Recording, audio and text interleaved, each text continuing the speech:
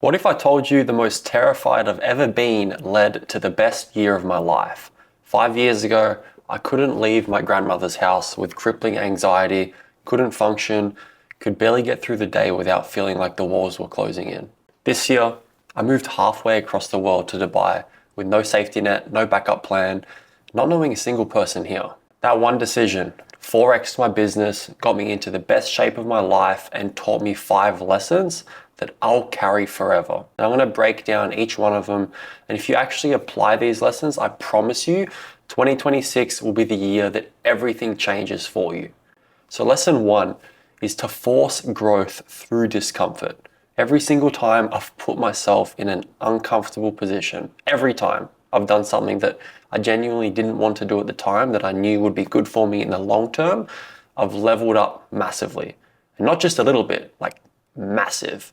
Moving here to Dubai wasn't just a change of scenery. It gave me back that drive to be lean, to be in the best possible shape year round.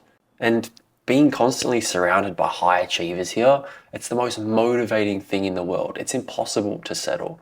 But, let me be real with what actually happened and what it felt like when I first moved here. That first night I got here, I was laying in bed at some Airbnb alone in a place that I knew nothing about. That anxiety that I used to feel years ago started to creep back in. I didn't sleep at all the first night and I felt trapped. It was scary because I was so far away from home. That same feeling of feeling like the walls were closing in, that same voice telling me that I'd made a horrible mistake. And for someone that couldn't leave his nan's house because he was filled with so much fear, moving 8,000 miles away with no safety net scared the absolute shit out of me. But here's what I've learned, that fear is the compass. If something scares you, that's usually a sign you need to do it. Not because the fear is irrational, but because growth lives on the other side of it. Comfort, it feels safe, but comfort is where dreams go to die. The guys I see who stay stuck for years, who never make progress, who keep saying one day, they're all optimizing for comfort. They're avoiding the hard conversations, the scary decisions, the uncertain paths, and they wonder why nothing changes. You want a different life? Get uncomfortable being uncomfortable. There's no other way. And lesson two is to take more risks. This goes hand in hand with the first lesson. Most people don't take risks because they haven't learnt what I just talked about. They haven't embraced discomfort. So risk feels like something to avoid rather than something to chase. But here's my perspective on risk that changed everything for me, changed my life. Taking risks is the only way you can achieve anything great in life. Name one person that comes top of mind who accomplished something extraordinary by staying in their comfort zone. One person who changed the world by playing it safe. You can't, because that person doesn't exist. Every great achievement in history came from someone who bet on themselves when the outcome wasn't guaranteed. Now, here's the part that most people miss. I love taking risks because I know that even if what I'm risking doesn't work out, I'll have something even more valuable. A lesson. Every failed risk teaches you something. It gives you data. It shows what doesn't work so you can find out what does. That failure puts you one step closer to the thing you were chasing in the first place. So you literally can't lose. Either the risk pays off and you win, or the risk doesn't pay off and you learn something that makes the next attempt way more likely to succeed. The only way to actually lose is to never take the risk at all, is to sit on the sidelines wondering, what if, while other people build the life that you want? That's the real risk, playing it safe. Lesson three is a quote. Insanity is doing the same thing over and over and expecting a different result. This quote, yes, I know it gets thrown around a lot, but I don't think a lot of people actually understand it. I wasted months, me personally, probably years, if I'm being honest, doing the same things that weren't working and expecting them to start magically working. In the gym, with my nutrition, in my own business, I'd try something, it wouldn't produce results, or it would produce some results. And instead of changing the approach, I'd just try harder at the same thing with more effort, same strategy. Who knows, maybe it was me being comfortable, not wanting to take the risk in trying something else. But I'd get the same outcome every single time. And here's where I see this absolutely destroy people's progress. I talk to guys who have failed at weight loss 3, 4, 5, 10, 15 times. right? Same approach every time. Keto, Atkins, crash diet. They lose some weight, they burn out, they gain it all back. And they come to me saying, oh, Vinny, I know what to do. So I ask them, what are you going to do differently this time? And they look at me like I'm speaking another language. They're like, I'm just going to be more disciplined. I'm just going to try harder. I'm going to really commit this time. It's like, no, that's not how it works. If the strategy failed multiple times, doing it another time with more willpower isn't going to change the outcome. You don't willpower your way past a fundamentally broken approach. You need new information, new implementation, and a different strategy. The definition of insanity isn't trying and failing. It's trying the same thing over and over and expecting it to suddenly work. If you've been stuck for months or years, ask yourself honestly, am I actually doing something different? Or am I just doing the same thing with more frustration? And lesson 4 is belief is everything. He who says he can will, and he who says he can't won't. You have to be almost delusional about whatever it is you want to accomplish. And I don't mean in some woohoo manifestation way. I mean practically. Your actions follow your thoughts. The story that you tell yourself becomes the script you live by day.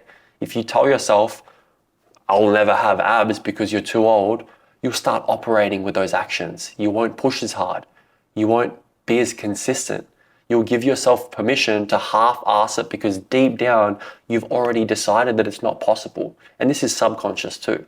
Like if you tell yourself you can't lose 100 pounds because you're too far gone, you've already lost, it's bullshit. You've sold yourself a lie that will dictate your behavior day to day. And I'm literally proof that this fucking works. Like 4 or 5 years ago, on my birthday, I was working 2 jobs, living in Australia, barely getting by, no business, no following, no success, no drive. I recorded a video on the beach, sitting there, talking to my phone. And I said, I'm gonna make fitness my life. I don't care what it takes, how long it takes me. I'm willing to grind and fail for fucking 20 years because I know eventually that it will pay off if I do it long enough and I put in enough work. 20 years, that's what I told myself I was willing to commit for. I didn't need to see the path. I didn't need to know how it would happen. I just needed to believe it was possible and commit to never giving up. Now, I run a coaching company that's changed over 100 men's lives. Guys who have completely transformed their bodies and added years to their lifespan. That didn't happen because I was special or talented or lucky. It happened because I decided it was going to happen and then acted like someone who believed that. What are you telling yourself about what's possible? Because whatever story that is, you're right. And lesson 5 is responsibility and perspective. This one has been the most challenging for me. Growing up, I was always on edge. I blamed others for everything. I'd let the slightest thing piss me off or ruin my day. Someone looks at me funny. Day ruined. Someone says something to me I don't like. Day ruined. Plans fell through. Someone else's fault. Something doesn't go my way. Oh, the world's against me. That mindset held me back for years and I didn't even realize it. As I grew as a person, I started to understand something that changed everything. I blame myself for every single thing that goes wrong. I'll give you an example. Weird example, but let's just say I tell my friend, hey, book us some flights to Japan. Make sure you book me the window seat. He books it. I find out later he didn't book me the window seat. He got me the aisle seat. Whose fault is it? Most people would say it's his fault. He had one job. All he had to do was book the tickets. He screwed up. But here's how I see it now. It's my fault. I should have taken ownership and booked the tickets myself. Or I should have been there watching him do it. Or I should have double checked with him before assuming it was done right. And you can take that frame and use it in every single area of your life. It's not his fault, it's mine. I take responsibility. And I know this sounds fucking crazy and extreme, but this mindset alone has been the secret to me never getting frustrated at anything. When everything is your fault, you have the power and you can fix it. Next time, you can do better. When everything is someone else's fault, you're fucking hopeless, you're a victim, you're just waiting for the world to stop screwing you over. And I see this all the time with guys who want to lose weight too. I have kids. I'm too busy. I don't have enough time. My wife does all the cooking. My job is too stressful. Cool. Those are your circumstances. I get it. What are you going to do about them? You can let those be the reasons you never have the life you want, or you can take the responsibility and figure it out anyway. Same circumstances, different perspective, completely different outcome. Life is what you perceive it to be.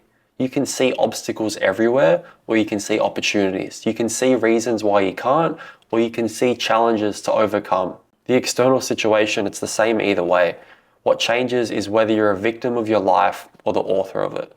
And here's what I want you to take from this if you made it this far in the video. These 5 lessons, they didn't come from books, podcasts, or courses. They came from actually living them. From taking risks that terrified the fuck out of me, from failing and having to figure out why, from forcing myself into uncomfortable situations and coming out different on the other side, from spending thousands of dollars on mentors. 2025 taught me the person I was at the start of the year, it doesn't have to be the person you are at the end of the year. And the same, it's fucking true for you watching this. You can keep doing what you've been doing, keep staying comfortable, keep avoiding risk, keep telling yourself the same limiting stories, keep blaming your circumstances or everyone else for why it's their fault you're in the position you are. And you can make this year look exactly like the last year. Or you can decide that something has to change. Not when the timing's perfect, not when you feel ready, not when the fear goes away. Now, if this video made you think differently about what's possible, hit the subscribe button right now and drop a comment out of these 5 lessons, which one you thought was the most valuable. Anyway, guys, I hope you took something from this, but more importantly, I hope you take fucking action off this.